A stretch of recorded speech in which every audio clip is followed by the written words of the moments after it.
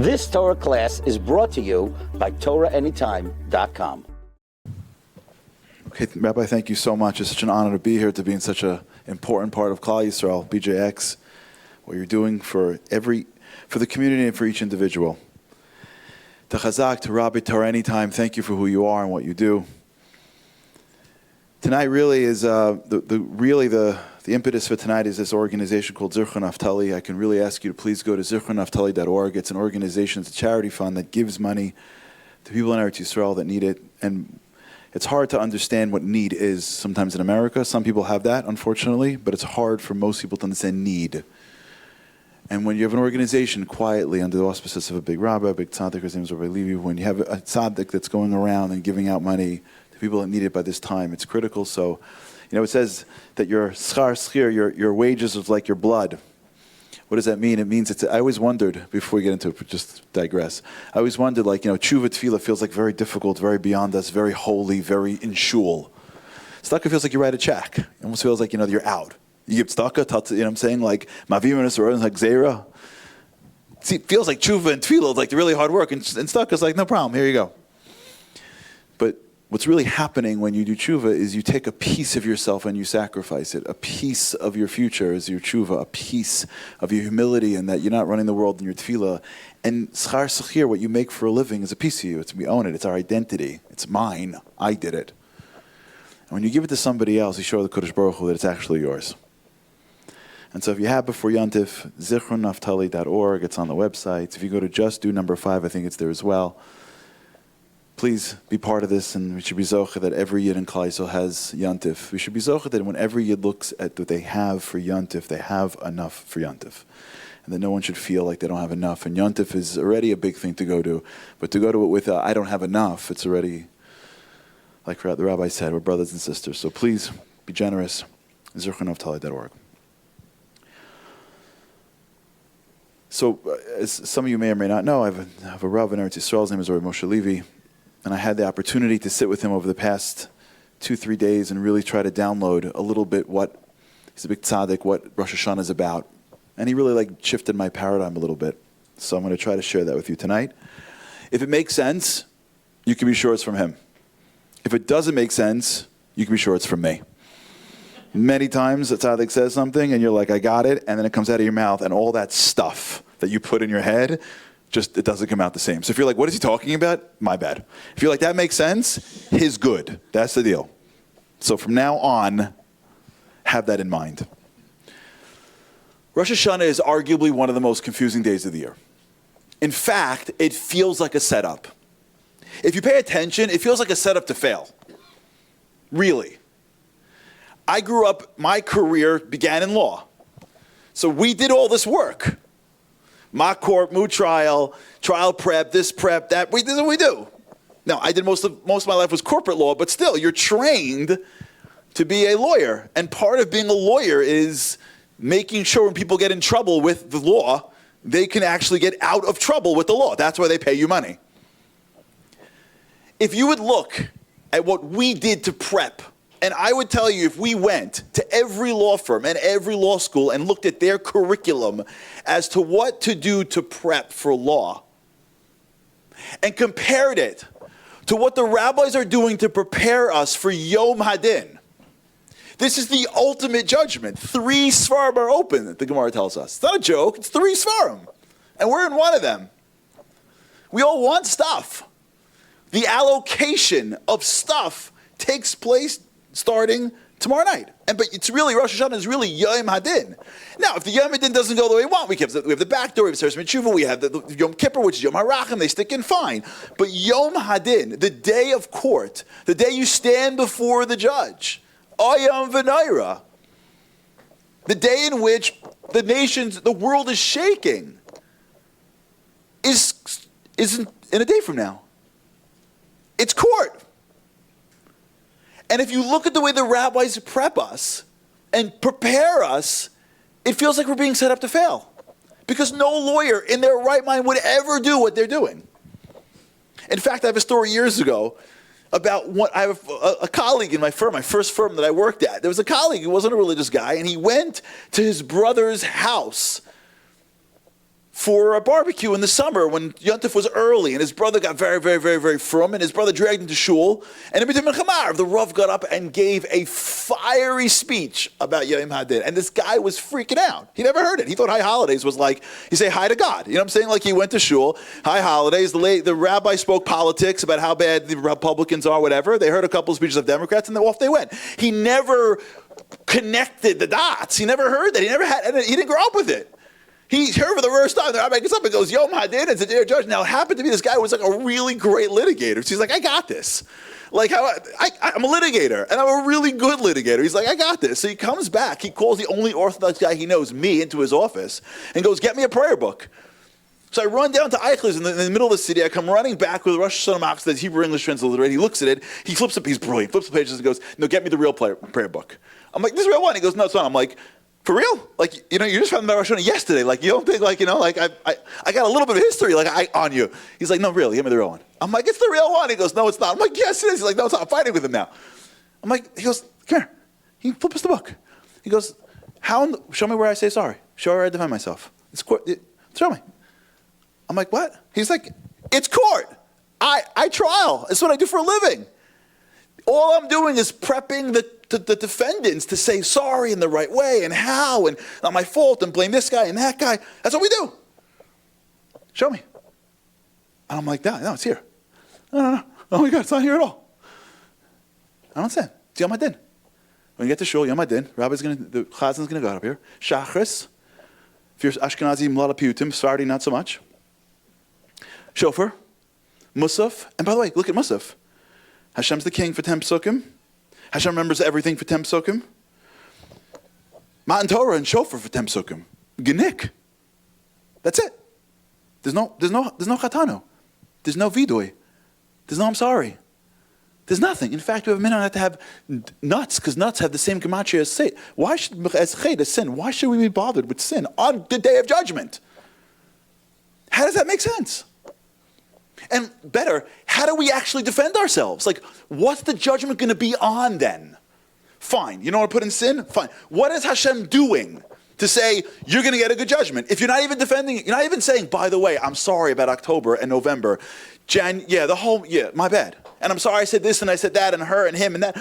My bad. I'm sorry. I shouldn't have. In fact, if you take Yom Kippur's machzer and you bring it to Rosh Hashanah's machzer, that makes sense. It's Yom Hadin. The judge is open. The books are open. Why wait to the end when it's already almost done to finally say sorry? Start early. Say my bad again and again and again. Hashem goes, wow, he really is. She's really sorry. How else are we being judged on Rosh Hashanah? By what? By how loud you scream? Is that it? Is it color war? If you can get louder, is that how Hashem does it? Like, who can say Hamelech louder? Who lasts in shul as long as the other person? Is it like a contest, like a marathon? What is Hashem doing? If it's not, I'm sorry, then what is Hashem going to be doing? To be looking at us to say, you are going to get in the good book, and you may not be. What is his metric for judgment? If we don't know that, how are we walking into Yontif? What's the game plan? With me? I'm like, you're right, Rabbi. So I want to share with you what he said to me. But let me tell you a story first. This happened a bunch of years ago. So you don't have to go into my career, but I moved on to the business side a bunch of years ago. And when you're in the business world, in the corporate world, you end up in different places, out of town, different projects, whatever. Hashem takes you wherever Hashem takes you. So there's a time in my career where I was out of town for a while. I would go and commute to a certain city to be part of a project, and I'd come back and go and come back. And when you're out of town for a few months, every week for a night or so, the crew that you go with becomes like, you see them all the time. You're not just coming home. So I had gone with 2 or 3 guys or a bunch of company, whatever, a few people around, the same few people around for a long time. So I got to know these guys pretty well, and after a few months, you start to talk, and these people start opening up. And there's one guy from this group of colleagues that one night, I'll never forget, we're sitting around one night, and it was late at night, and we had just gone this tough thing, and we got through it, and everyone was so happy, and it was a relief. We're sitting in the conference room, it's late, and everyone had somehow left, and it's me and this guy left there, and we were schmoozing. And he's a great guy. He's like a real, He's like a real wasp. You know what I'm talking about? I don't know if you guys are like a real wasp. You know, like they come from Connecticut, and like, you know, he has a Roman numeral after his name. And like his grandparents are literally from the Mayflower. You know, Brooks Brothers, the whole thing, Lapdog, you know, that crew. He has a yacht. You following? And he's like a real good, strong, solid, real guy. And he's like in his like early 60s. And we were talking about kids and this and that. And he says to me, you know, my life almost took a different turn. Now, he had a credible career. I said, what do you mean? So he goes, there's a moment in my life, we were talking about this, really, I had 1 year of my life that changed my whole life. Now, when it's late at night and a guy says that to you, that means get comfortable. You're going to hear the entire story. So I'm like, hold on. Let me get a cup of coffee. Be back in a minute. What happened? And he tells me this incredible story.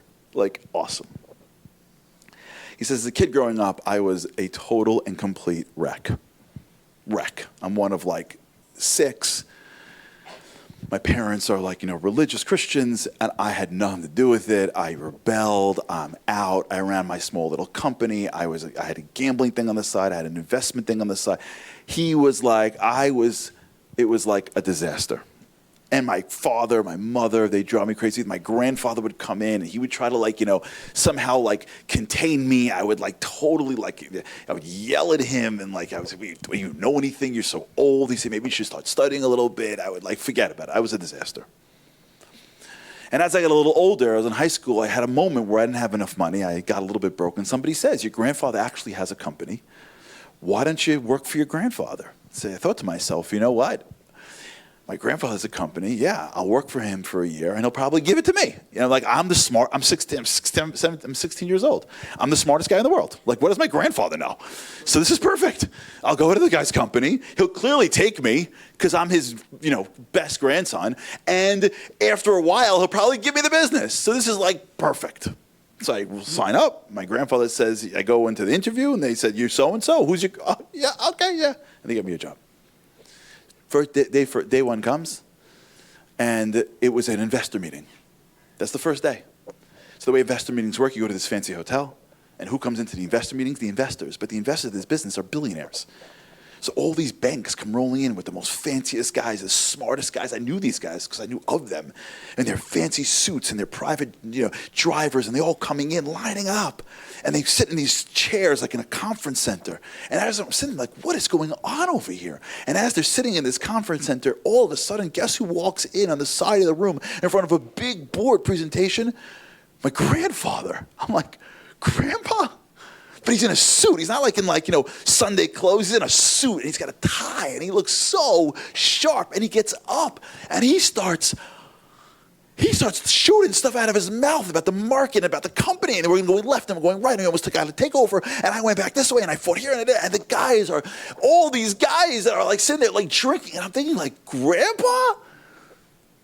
And he's on fire and they're loving him, and I can't believe that's my grandfather. I just couldn't believe that was him. So I go up to talk to him afterwards, and as I go up, the manager looks at me and goes, what are you doing? I go, what do you mean? He goes, my grandfather. He goes, oh, here it's not. You go to grandfather? Because I worked for the manager of the manager of the manager of the manager. I got to my grandfather. I was 5. My job was 5 people. They're like, no, it's my grandfather. He goes, it's Mr. So-and-so. He's like, my grandfather. He goes, here, it's Mr. So-and-so. You sit in the back. I don't go talk to him in the middle of a conference. He goes, please, Mike. Sit in the back. You want to leave? He goes, okay. He sits in the back, and all of a sudden he goes and he's watching up, and he can't even get close to his grandfather. He goes, and that whole month was out of control. I'm sitting in these construction meetings, and they don't know what to do, and these big guys that are so important that I'm working for are like so nervous. And then he walks in, and they're like shivering. And my grandfather comes in, and everyone's like, Mr. So-and-so, Mr. So-and-so, Mr. So-and-so, what do you think of this? And what do you think of this? And my grandfather comes in and goes, what are you crazy? And he starts shouting orders and telling him how to move and strategy. And I can't even believe it. And I'm like, hey, grandfather, like, excuse me. And every once in a while I see him in the hallway, and he goes, hi, how are you? And I'm like, hi, grandfather, I want to jump into his office, but I can't go to the CEO's office. And week after week, I'm watching him, and I just can't believe it. The way people talk about him, then I hear about this thing that he started to help people out. I had no idea And the way they're talking about him at the lunchroom, and the way they're talking about him at the warehouse and on the construction jobs. They're talking about him, and I'm like, that's my grandfather. Like, yeah, right. Like, no, for real. And all of a sudden, I come home one Sunday, and you know who's in my house? My grandfather. And I've seen him my whole life. No. But when I look at him now for the first time, I had this weird feeling. I don't know how, it was like, it wasn't the same. I was like a little scared, like a little like in awe. Like I instinctively stood up when he walked into the house. Like I don't know what, like I just stood up. And he's like, hi. I'm like, hi. And I prepared. I wrote things down to talk to him about because I know he's going to be there after Sunday, whatever they did on Sundays, whatever, it doesn't matter. I'm like, hey, Grandpa, what do you think about the investment that I'm having? He goes, yeah, you did. And I'm like, what do you think about this girl? And he's like, no, I don't think about it. And what do you? And I'm like asking him questions. And as he's sitting here, he's talking to my mom. I notice he has this big long cup, and he's telling me it's like this glass cup that's full of tea. And as the tea gets lower, I instinctively took it, and I go and I fill up with tea, and I go, Grandpa, I got you some tea. He goes, thanks, honey. And he said, thanks, honey. And I don't know what that felt like. Like he was my grandfather. I was like, you're welcome. I just couldn't believe that he's my grandfather. And then Monday came, and I just watched him. Like he was on TV, and he was talking to investors, and he's larger than life. And then he came Sunday again, and he's my grandfather. I didn't know what to do with myself. As he walked in, I had this like mix of like awe and love and happy and sad. I didn't know what to do.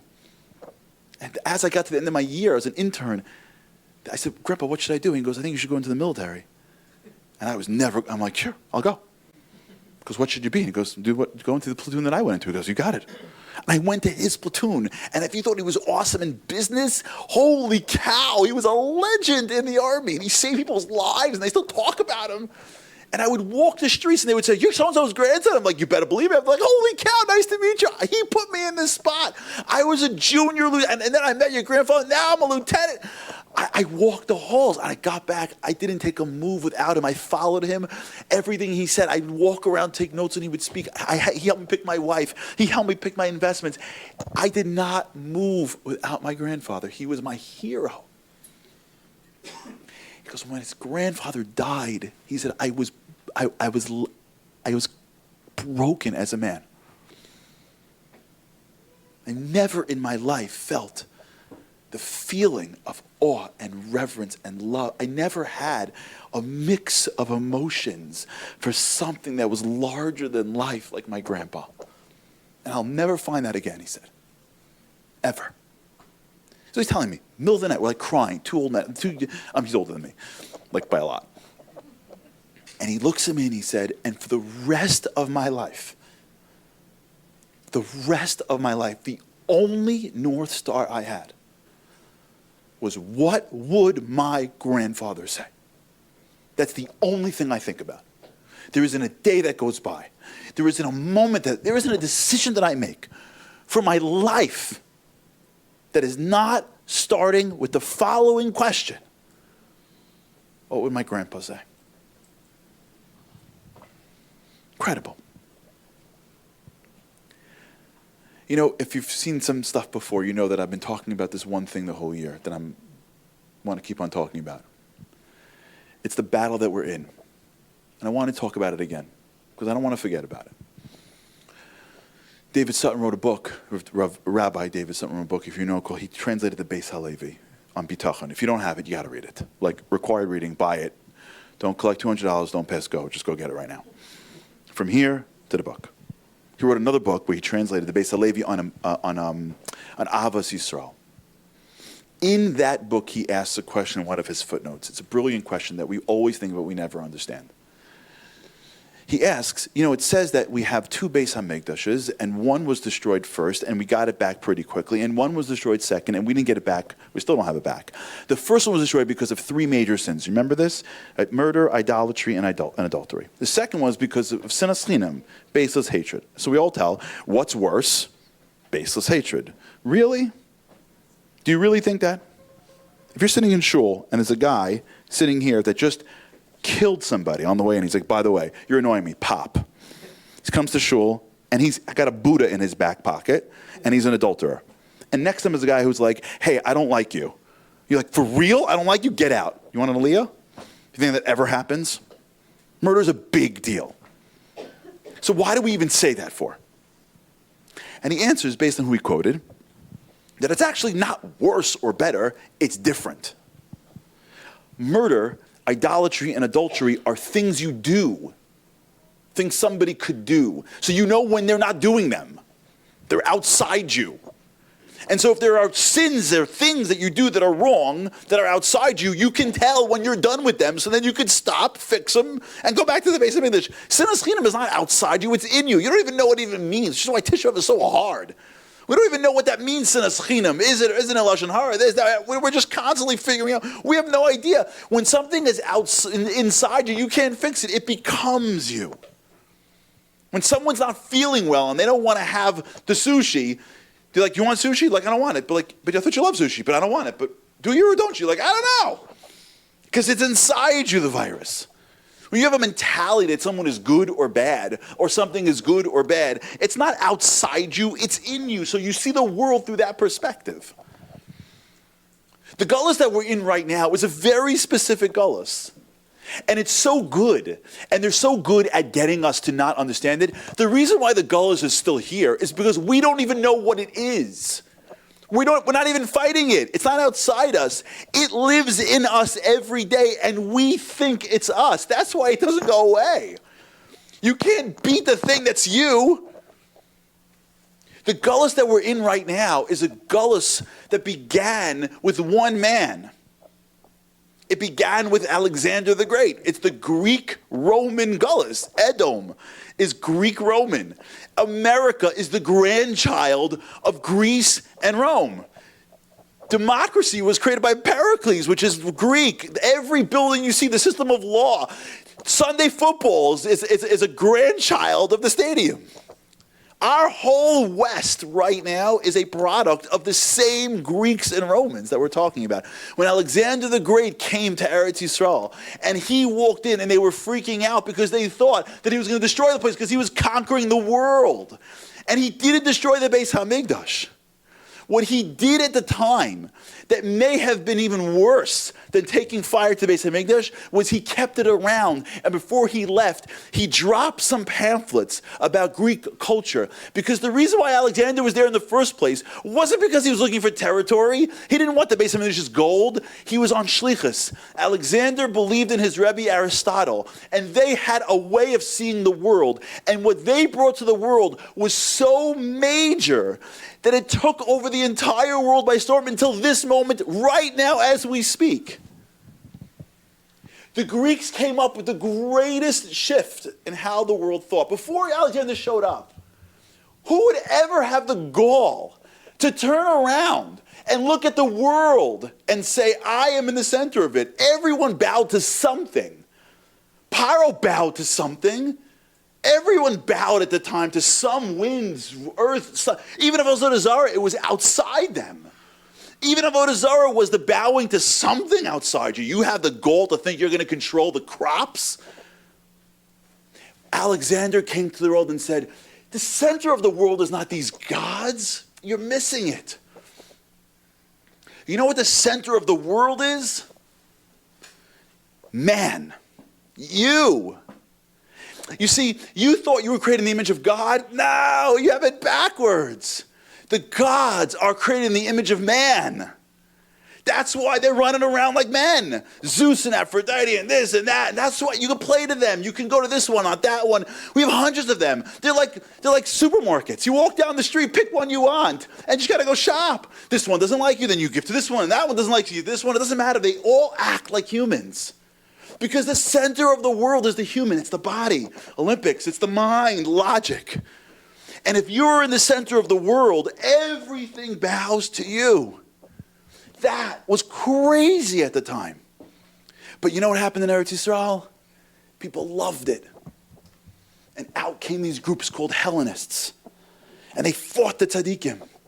When Antiochus showed up for Hanukkah, he didn't just knock on the door and go, I need some more land. You know who invited them in? We did. was a civil war. You can do rituals, but you're the center. It's what makes you comfortable. It's your life. It's competition. It's how much you have.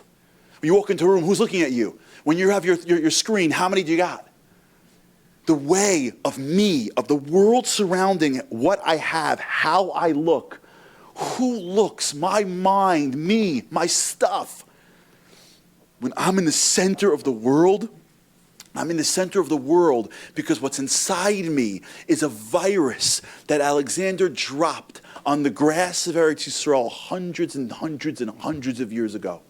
And by the way, you can take it and make it so frum. You can put black and white and Hebrew and Yiddish and Torah all over Greek. That's what makes it so powerful. You can come up with psukim to prove you're right. The maluchas of our lives could be anything. But at the end of the day, the core of what it means to be a Greek is that I'm in the center of the world. It's about me. It's how I feel. Which is why, for those who remember, we spoke this on Tisha from the Rabbi Levi, same thing. Which is why jealousy is killing me. Because everything's a competition. So if the world says, at this age you have to be doing this, let's go. And if the world says, everyone makes this much money in this community, let's go. And then I judge myself based on the local competitive environment. And whatever the trophies are is how I feel about myself. And so if I have what they have and more, I'm successful because the world of competition is Greek. Because Greek has nothing on the inside. Greek only has the shell. So I walk into a simcha and all I think about is what's on my body. It's because all I care about is my shell. And if I value my life by what I bought and where I live, it's because I value my life on my shells. That's the Greek way. In fact, the coolest thing, I'll tell you a little digression, in this, when we translated the Torah, it's called a Septuagint by Talmai, which is a Greek king. Do you know that they made errors on purpose? Did you know that? They made actual errors. The Gemara speaks about it. One of the errors that they made was we say, Vaychul Hashemayim Haaretz v'chol tzorah, Vaychal Elokim bayom ha-shvi'i malachto asher asah. Doesn't make sense. Vaychal Elokim bayom ha-shvi'i. God started working on the seventh day. When do we stop working? On the sixth day. You know what they wrote in the Septuagint? Not that. They made a mistake. They wrote, Vaychal Elokim bayom hashishi. Because they knew that if they wrote, Vaychal Elokim bayom hashishi, the Greeks would be like, hey, he went to work Saturday morning. Get to work, all of you. We couldn't go with it's a day of soul. They wouldn't buy it. So you know what we went with? It's a day of rest. 6 days of work and 1 day of rest. And guess what? We still believe that today. Because it went from the Greeks, to the Romans, to the Middle Ages, to Judeo-America, and here we are today. Now watch us, we're almost there. Stick with me just a few more seconds. We're going to connect the dots with Hashem's help. If you're the center of the world, you know what's the biggest threat to you? Watch this. You know what the biggest threat to you is if you're the center of the world? Who's above you? Anything that's above you is a threat to you. Now, beneath you is not a threat because you're above it. Which is why, if you notice, you know who's under attack for the past 30 years as the Greeks pick up their game? Parents. No? If anyone's ever watched anything in the world that's Greek, anything, a show, a movie, anything, you will see dad is always the buffoon in the corner. Always. Mom is always the best friend. She's never disciplining. She's always one of the girls. Because to the Greeks, authority is a threat. So let me show you that parents are no longer in charge of you. They can't direct you. You know who could direct you? I'm not knocking everything. This is not about that. Don't hang on to this hook for those in the room. Everyone has to be a therapist to tell somebody what to do. I'm not knocking it. Just don't go there. You know why? Because science is respected. But parents, not so much. Grandparents, if you're not cool, why should I hang out with you? And because I, at 9 years old, know how to program a phone better than my grandmother does, she's not cool and she doesn't know anything. And you can see a world that if you're not paying attention, there was once a time where kids were like, hey, mom and dad, what do I do? Those days are over. ChatGPT will tell you what to do. And if you don't like ChatGPT, you pay somebody that knows science because your parents, what do your parents know? That's Greek. It's totally Greek. And if you had issues with your parents, this isn't about that. Grandparents, forget, they don't know nothing. But you know who gets it the most? Let's get there. Let's get a little bit deeper now. You know who gets it the most? Hashem. Hashem's not there to, he's not, relax. Hashem's there to give you what you need. You need stuff. Don't you? It's hard to live your life without stuff. Aren't we? We have so much stuff. You know who's going to get you stuff? Hashem. Amazon.God. Now, I have to order things on Amazon with money, not by Judaism. It's clothing, food, tzedakahs, and prayers. And by the way, if you do the right things a couple of times and you don't get it, Amazon delivers overnight. They have Prime. What's taking you so long? And if I don't want to listen to you, you know what I got to do? I'm going to find something that you didn't deliver for the humanity and say, if you really were a good God, you would have delivered this. So clearly you're not here. Because your only value, Hashem, in being here is to deliver us peace and prosperity. So as a proof to why I shouldn't listen to you is any moment in history in which there were no peace and prosperity. Yeah, I know I'm breathing because of you. I know I'm living a life because of you. I know all the food in my fridge because of you. But I don't care about that. I don't want to listen to you. So here's what I'm going to do. I'm going to go back to a place where you didn't deliver for humanity and say, if you're not delivering for humanity, why do I need you for? You know how many questions we get? Where was God in the Holocaust? You know what that is in real life? If you can let something like this happen, why do you even exist? Because your only reason for existence, Hashem, is to make sure my life is smooth and I get what I want. Now, it's not so extreme, but it is. And if you make me feel uncomfortable, I'm out the door. I don't need to be here. I want to be here until you make it uncomfortable. And then I'm going to choose not to be here.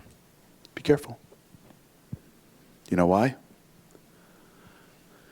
Because at the end of the day, my gut feels comfortable if I'm being honest. And by the way, if there's ever a time to be honest. And if you're like, you're crazy, okay, I'll just be crazy. I'll just tell it the way I think it, and you'll tell me that I'm wrong. If we're being honest, there's me and there's him. Me and him.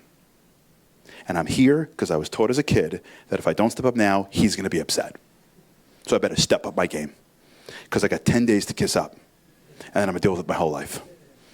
That's why Sukkot is Man Simchasenu, because we're done with Yom Kippur.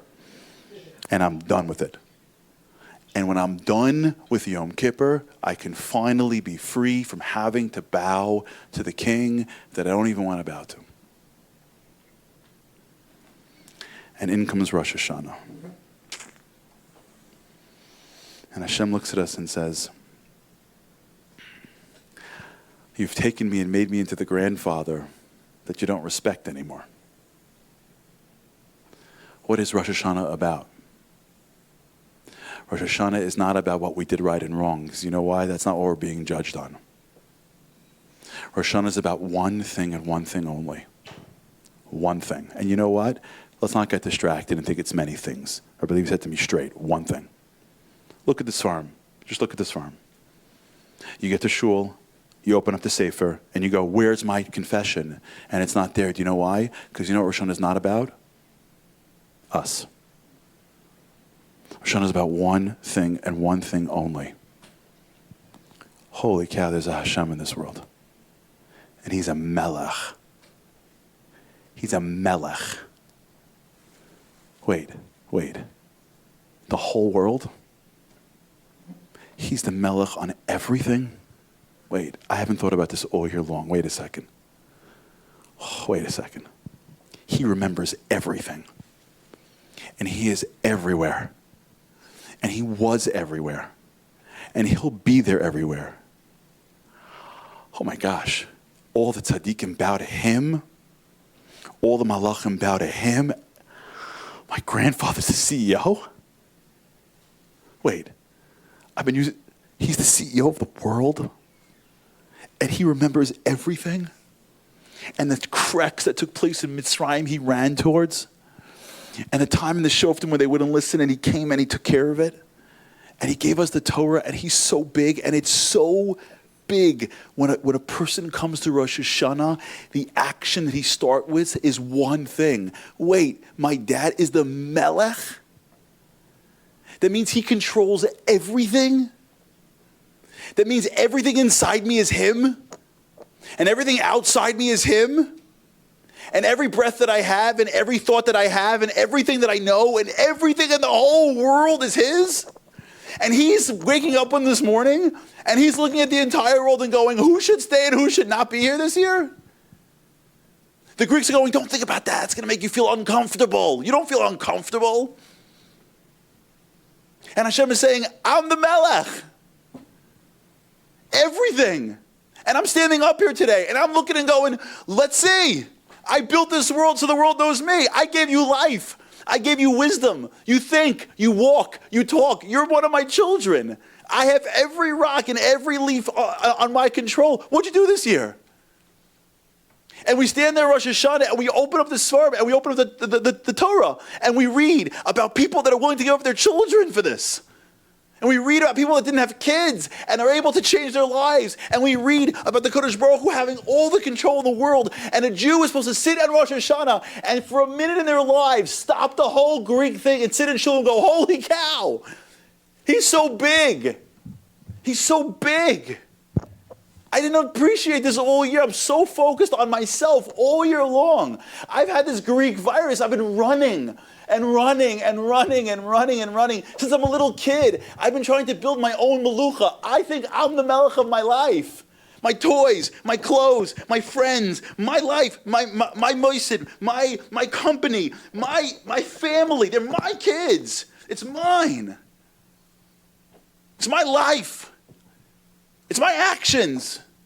I have little fiefdoms, they're mine. And I know that you have stuff, so I'm willing, like everyone, I'm willing to bow, to kiss the hand, just so that my melucha has more resources. I'm willing. Hashem says, you think that's what I'm looking for? You think you're the king and I'm your distributor? And Rosh Hashanah comes and we look around and go, I can't say sorry, so I can't get out of trouble. I know how to do that really well. I know how to maneuver the system. And I was like, what am I focusing on? What am I being judged on? Hashem says, look at the words. I know, I don't see it. Look at the words, I don't see it. It's all about you. How can it be about you? He's like, yeah. I'm not the grandfather in the corner that you need. I'm the CEO. And at Rosh Hashanah, if they're doing it right, I believe you told us this morning, they're not running away from that feeling of being uncomfortable. They're not running away and trying to find a way to say, no, it's okay, not a big deal. He loves me. He loves you. They're not doing that. You know what they're doing? They're going, oh, wow, the king of the world. Every thought, every action, every stone. Wait, the whole world, all the defenses can't stop bad people. All the things, everything I'm looking at, everything I'm seeing, no one has, it's just him. Hashem is the king of the world. And if you do it right, what you feel is this mix of emotions of awe and fear and love. And I want him to look at me. Just look at me, Hashem. No, look here. Just look at my direction. No. You can almost feel like you want to stand up for the king because there's a king now. He was a distributor beforehand. He worked for us because we're Greek. And we turn to the Greeks and go, just give us a minute, okay? The king is coming to town. And they blow the shofar, and your heart skips a beat because the king is coming. And all that we've learned about authority in our way, all that woke stuff, for a minute we stop and we go, the king is here. And we realize that I don't have a malucha. It's all Hashem's. It's his family that he gave me. It's his clothes, it's his friends, it's his brain, it's his good idea. It's all him. I just got to use it. It's on the corporate card. I have nothing. I have nothing. Kedalim ukirashim dafaknu dilasecha. I, mamish, have nothing. It's all belonging to the king. And I want to skip the step and go right to, but he loves me, he'll be okay, I'll get my stuff. And Hashem says, nah, we'll get there.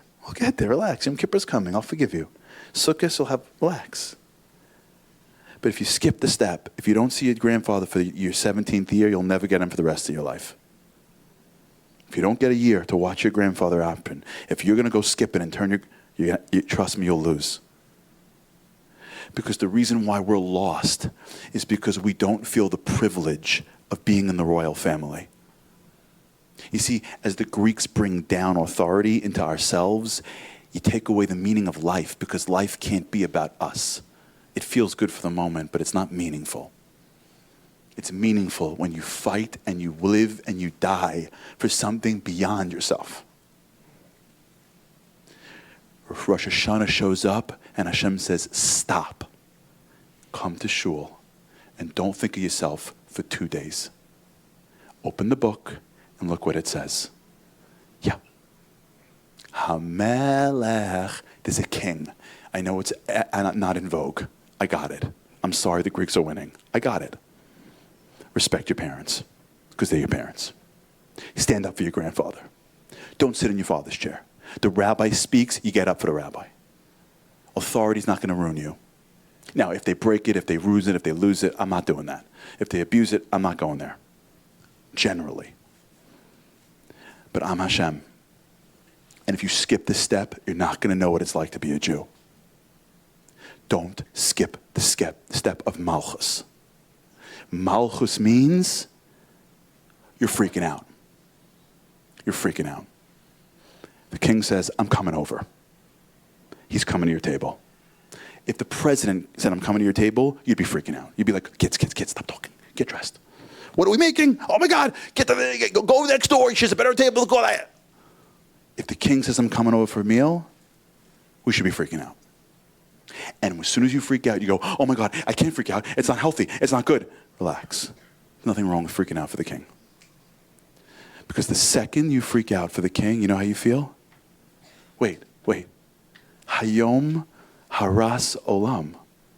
Hayom yamin b'mishpat. Kol yitzurei olam. Wait, everyone's being judged, but why are they driving? And why are they still playing ball? Wait. Am I in the royal family? Did I get a ticket to the presidential ball? And the bigger Hashem is a king, and the more you bow to his crown, the more privilege you feel to be in his family. Because when that grandfather was a regular dude, that guy could care less. But when that grandfather became the CEO of his company and he saw his grandfather in action, man, did he feel privileged to be his grandson. And Rosh Hashanah comes, and I'm telling you, we're going to fight it. I'm telling you, this is your fight, because it's my fight. Today, I'm like talking to the rabbi. I'm like, Rabbi, what about Simcha? What about Simcha? What about Simcha? He's like, stop it with the Simcha. I'm like, he goes, there's Simcha, but why are you so obsessed with Simcha? There's going to be Simcha. Relax. Because I was so scared of Malchus. We're so scared to let go and to say, I don't have anything. I, mamish, have nothing. And in fact, most of my problems this year is because I thought I had something.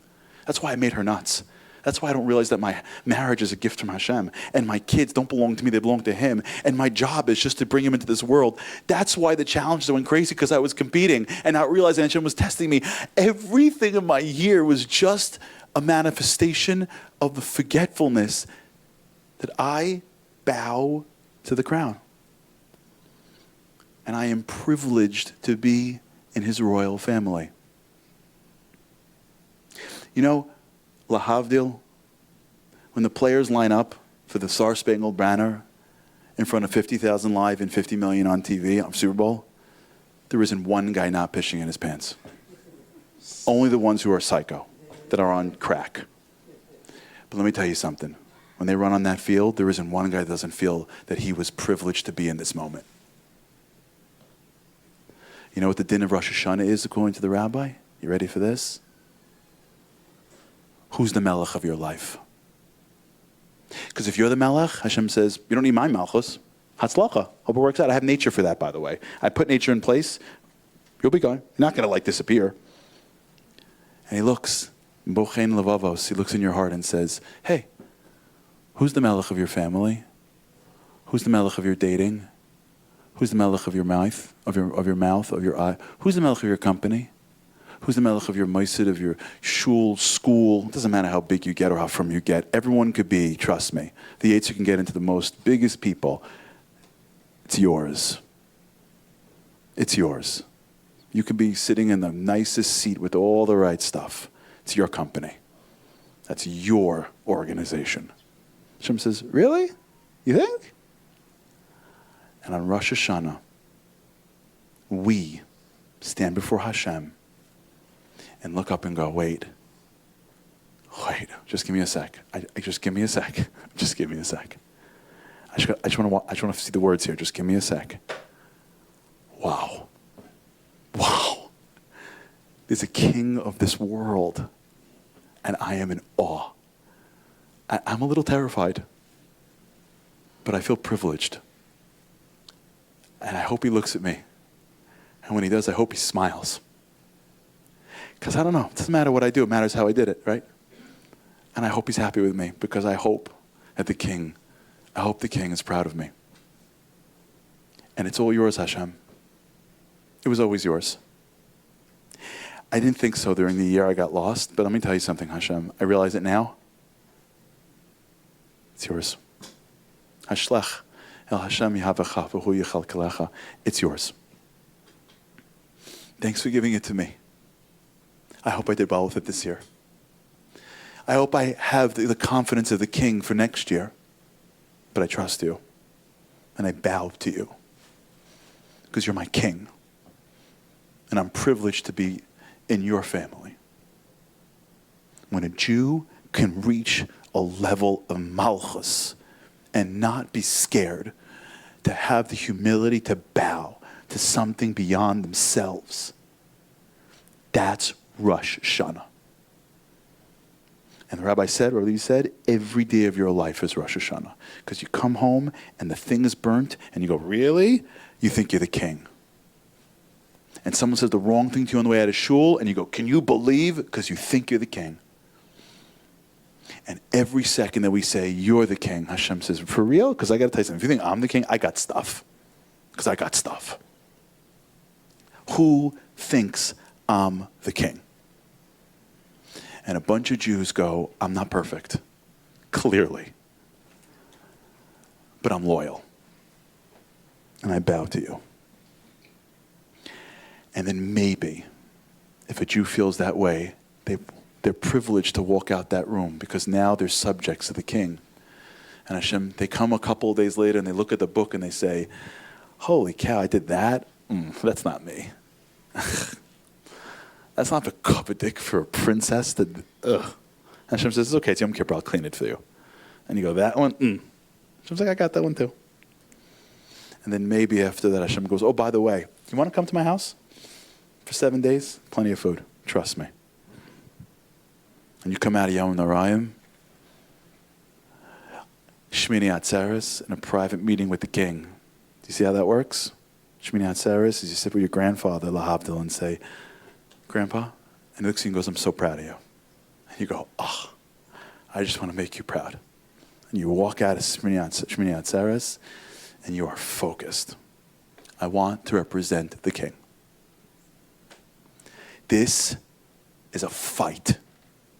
Because it's not outside us. It's in our heads. And every second you're going to feel uncomfortable, that Greek virus will be like, nah, it's you. It's you.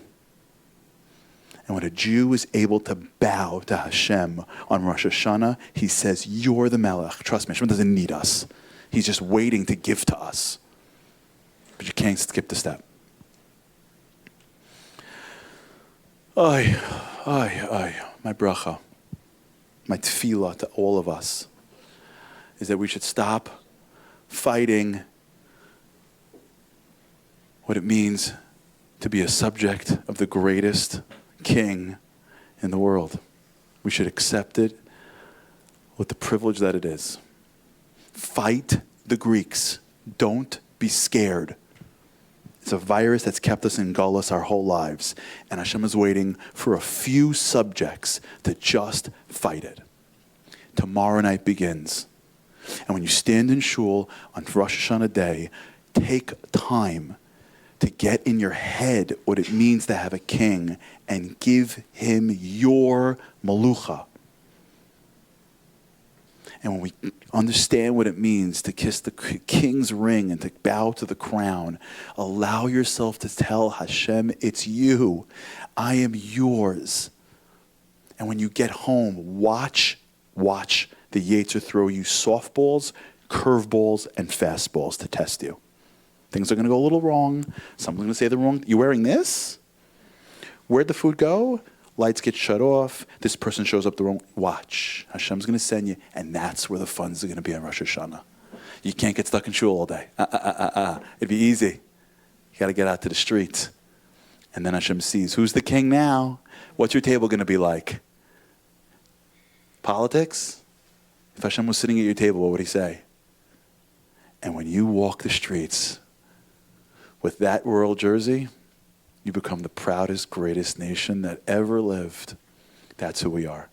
We should be zocheh to be this way, to act this way, and Hashem should see this wonderful, amazing community right here. Do this and say, Malachim. Look at these humans. Look at the Greeks around them.